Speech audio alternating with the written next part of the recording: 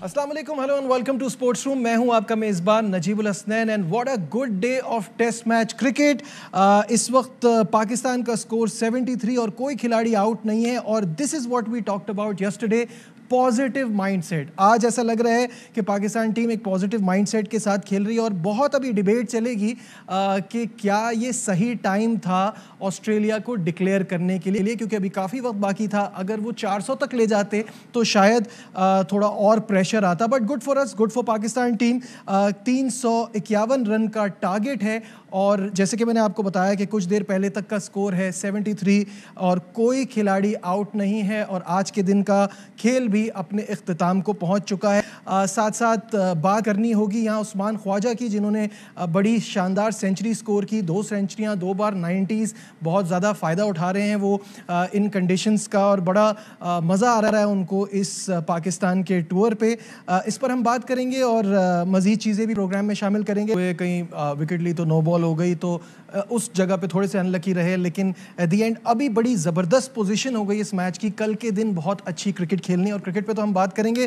लाहौर से शहजाद मलिक हमारे नुमाइंदे गज़ाफ़ी स्टेडियम के बाहर मौजूद हैं, उनसे फैंस की सूरत हाल पूछते हैं। शहजाद, सबसे पहले ये बताइएगा कि अब तो मैच बड़ा इंटरेस्टिंग हो गया है और जिस तरह ये कुछ घंटे पाकिस्तान ने बैटिंग की है, अगर कल इसी तरह खेलते रहें तो हम जीत भी सकते हैं, और फैंस क्या सोच रहे हैं इस वक्त?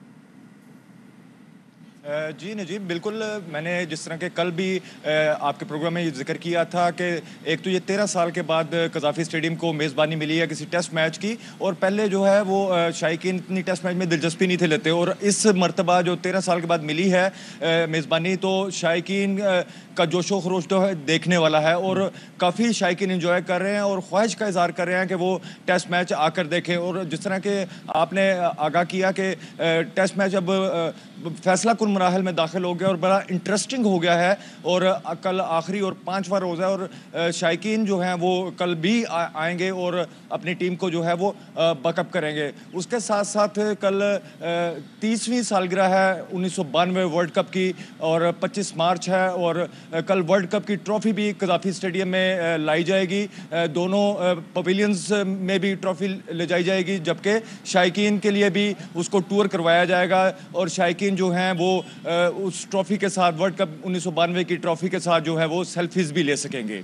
बिल्कुल, ये तो बड़ा ज़बरदस्त अट्रैक्शन है। एक तो मैच फैसला कुन मराहल में दाखिल हो गया है, ऊपर से ये ट्रॉफी के साथ तस्वीरें खिंचाने का मौका भी शायकीन क्रिकेट को मिलेगा। तो कल आप क्या एक्सपेक्ट कर रहे हैं? पैक्ड हाउस होगा, क्राउड ज़्यादा आएगा?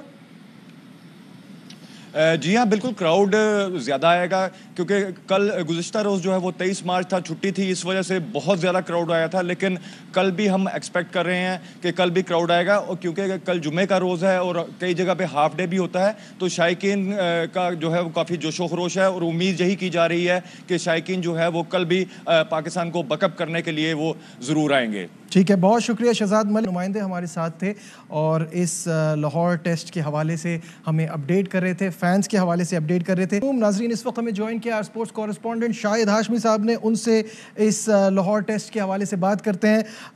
शाहिद साहब, सबसे पहला सवाल आपसे मेरा ये है कि 351 रन का टारगेट कैसा देख रहे हैं? कहीं गलती तो नहीं कर दी कमिंस ने डिक्लेयर करके जल्दी?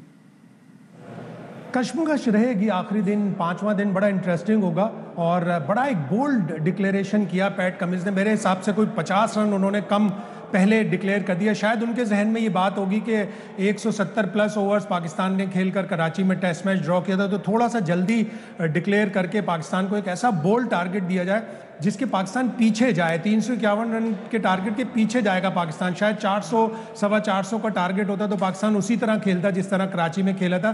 तो शायद इस वजह से एक बोल्ड टारगेट दिया है कि पाकिस्तान पीछे जाएगा और ऑस्ट्रेलिया को विकेटें मिलेंगी।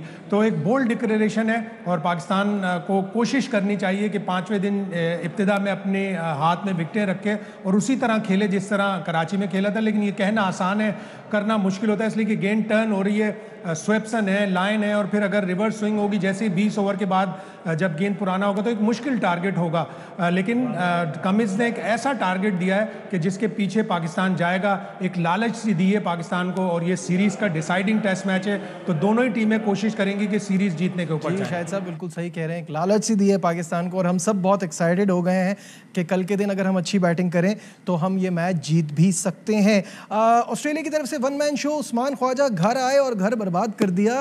पाकिस्तानी नजाद उस्मान ख्वाजा के बारे में क्या सोचते हैं शाहिद साहब?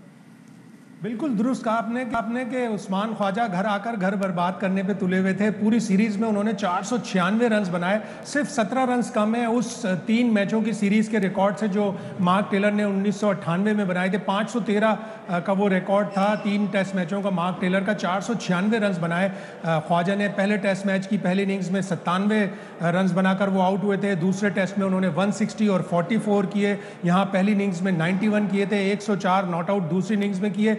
तो 496 एक बहुत बड़ा टोटल उन्होंने किया। एवरेज उनका 165 का था। तो बड़े ज़बरदस्त फॉर्म में उस्मान ख्वाजा इस पूरी सीरीज़ में रहे। तो जिस तरह कहते हैं ना कि घर का भेदी लंका ढाए, तो घर के भेदी ने लंका ढा दिया। इस्लामाबाद में पैदा हुए, पाकिस्तान आकर उन्होंने ऐसा खेला जिससे पैदा होने के बाद कभी शायद ऑस्ट्रेलिया गए ही नहीं थे। तो बड़ी ज़बरदस्त उनकी सीरीज़ रही और आज भी वो बहुत अच्छा खेले। 31 पर वो 9 बॉल पर आउट हो गए थे। नसीम शाह की अगर वो 9 बॉल नहीं होती तो शायद इतना बड़ा स्कोर नहीं कर पाते। लेकिन इस पूरी सीरीज़ में ज़बरदस्त फॉर्म में रहे उस्मान ख्वाजा, और उनके पेरेंट्स बड़ा प्राउड फील करेंगे कि उन्होंने पाकिस्तान जाकर उनका नाम रोशन। साहब, डेविड वार्नर फिर कंट्रोवर्सी का शिकार, माजी में भी इस तरह के उनके साथ हो चुका है। क्या आपको लगता है कोई एक्शन हो सकता है? डेविड वार्नर इस तरह की चालाकियां करते हैं, बड़े मशहूर हैं वो। और जब एक आदमी की क्रेडिबिलिटी ख़राब हो जाती है, केप टाउन 2018 टेस्ट मैच कभी भी तारीख नहीं भूलेगी। वो और स्टीवन स्मिथ पूरी तरह इन्वॉल्व थे बॉल टैंपरिंग में। उन्होंने बार बार इशारे किए बैनक्रॉफ्ट को कि इस तरह बॉल टैंपर करनी है। तो जब एक आदमी की रेपुटेशन ख़राब हो जाती है तो बार बार उसके ऊपर इस तरह के इल्ज़ाम लगते हैं। वार्नर जब डिफेंसिव शॉट खेल रहे थे तो वो आगे कदम लेके आ रहे थे जिससे पिच ख़राब हो रही थी, वो डेंजर एरिया में जा रहे थे, और वो वैसे ही ऑलरेडी क्रीज से बाहर निकलकर स्टांस उन्होंने लिया हुआ था। तो वो डैमेज कर रहे थे उस डेंजर जोन को, जिसकी वजह से वहाँ से फिर बॉल टर्न होती, क्रैक्स पड़ते।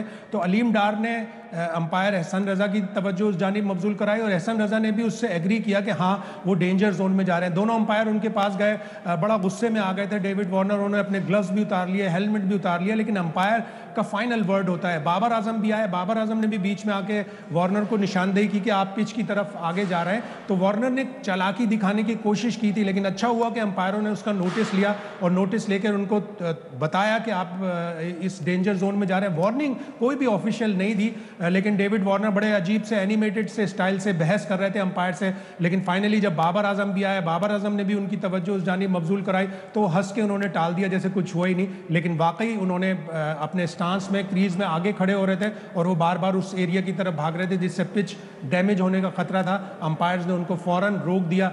शानदार अंपायरिंग एहसन रजा की भी और अलीम डार। ठीक है, बहुत बहुत शुक्रिया। शाहिद हाशमी साहब हमारे साथ थे और तमाम चीज़ों पर, इंपॉर्टेंट इश्यूज़ पर बात कर रहे थे इस टेस्ट मैच के हवाले से।